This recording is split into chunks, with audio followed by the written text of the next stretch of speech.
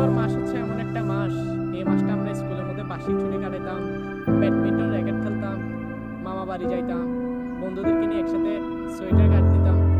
এখন সেই দিনটা কোথায়? এই দিনটা কি আর ফিরে পাবো আমরা? আস্তে আস্তে দিনগুলো যে কোথায় শেষ হয়ে যাচ্ছে বুঝতেই পারছি না।